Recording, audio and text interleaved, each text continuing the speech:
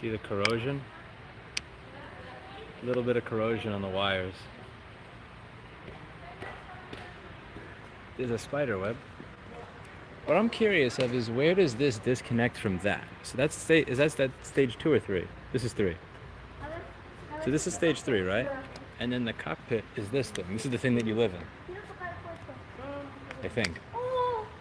No, that's all. I think that's all part of the rocket that gets fuel and.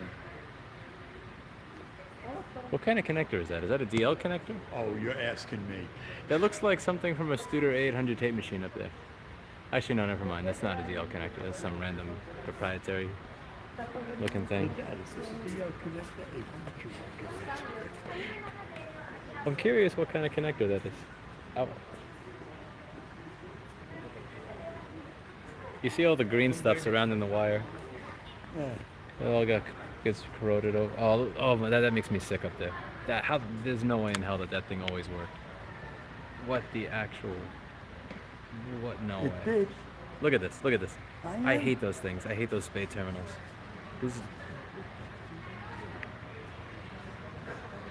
Just looking at that makes me sick. Where's the labeling? How do you know which thing is going to what? Where's the labeling? No, seriously. Like, there's no label. Like, okay, do you see the one I'm talking about? The rat. So there's the normal box that's covered, and then there's the rat's nest with the spades. Yeah. So the spades is this, and then they put a screw in it. Yeah. Like this. Where's the labeling? Looks like the electrical work on the average Moroccan street. Oh, that's fucked up. That's fucked up traditionals. Or like that one up there. Again, this is the stuff that drives me nuts. So that little red, you see the red box up there, the rusting one? Like there's literally nothing is labeled.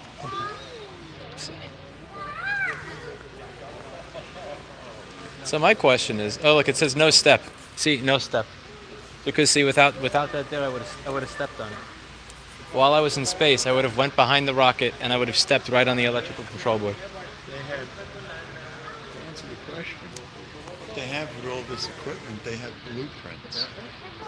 And the blueprints tell the engineers how to put what where. Must be nice to get blueprints without having to go to venafix.com. Okay, so where does this disconnect from that? Because I'd imagine if this thing falls off into the ocean while this thing keeps going to space, Well, I don't know really. I got to look down there to see if this connects to this. Because if this connects to that, then I'm curious where, like, or did they just let all the wires break off because they figure you're not going to use it again or something? That looks like a heatsink or a radiator up there. This doesn't go into this. There was no manual for this, says Jason. Hey Jason, how are you? You're a trucker from New Hampshire. Let's see. Because these things on the side that stick out, there's no room for that here. Oh, okay, so this doesn't go to that. I don't believe it does. Okay, let's find the thing that does go to it then. Man, how often do you think they bend pins in these? These are annoying connectors. You see the ones with the giant pins? Mm-hmm. Filthy lens. Let me just go over here just to look in. Then we'll go around and just take a look at part 1, part 2, and part 3. Hello, Jason. All right, scroll around.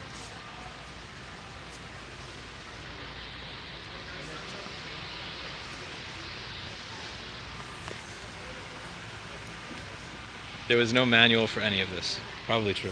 No. They just made it up as they went. Which is basically, they laid out blueprints. So you have these super smart engineers and guys who have doctorates in physics. Okay? They get together and say, well, fine. They figured out eventually what they need to do to get something like this off the ground. How's it going to work? So they get together and they go blueprints. So you get your first draft of blueprints and somebody says, There it is. no, that don't work. Connector. Maybe that's what attaches one piece to the other.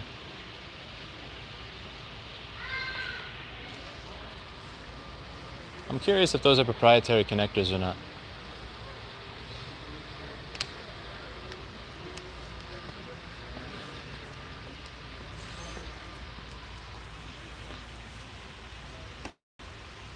were gentle with the connectors had to be. Schematics for die and has to be like 50-50. We did so much cool stuff in the 60s. Huh? I feel like the innovation in the 60s was cooler than the innovation now. I mean, it wasn't as practically useful, but it was cooler. There's something cool about, you know, next decade we are going to figure out how to build that thing and put it in space. Then next decade we are going to add 2 cameras to your cell phone that zoom further or something, you know.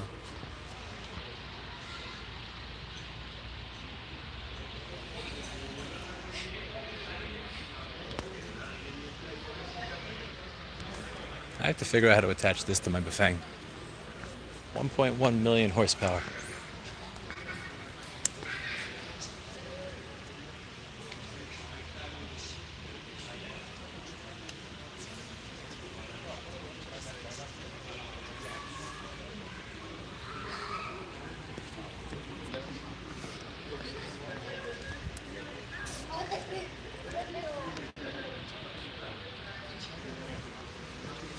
So cool. Where'd you find it interesting? No, the exhibits in the front are boring as hell, but like getting to see these up close and see the wiring, Yeah. especially after like See, that's this what this you is can appreciate. yeah, this is cool. The exhibits up front are just like a 1997 website. Being able to see this in person is actually opened up is awesome. Yeah, Because it looks like this is pretty amazing. it looks like the inside of a 1970s recording console, like the Neve 8068 or something, or like, you know, a Studer 800 tape machine, except just this 10 stuff million is- times more complicated. This stuff is ancient now. But imagine the guys that had to put this together. Yeah, with no computer, no nothing. Just, you know, all mechanical. Well, the computers they had then were Garbage. less advanced than this. Yeah. So you got to imagine that the guys doing this were basically geniuses in their field, without a doubt. Just geniuses. Imagine having to figure out or troubleshoot when something goes wrong on this. Like, Jesus, that would suck. Can you imagine being the person that, you know, like there's a flickering light on launch day, Yeah. and you have to go through this and figure out what's wrong? Can you imagine the absolute pain and suffering? They did have things happen where light on H3 panel is blinking. What's the story? And they got to figure out why that one of 200 lights is blinking. The crazy thing is there may be less connections in here than on a single MacBook motherboard. But like still, just to troubleshoot, you have to climb into You shit. keep looking. I'm going to go to stage 1 down there. Go for it. Ah, those wires look frayed over there. What's that?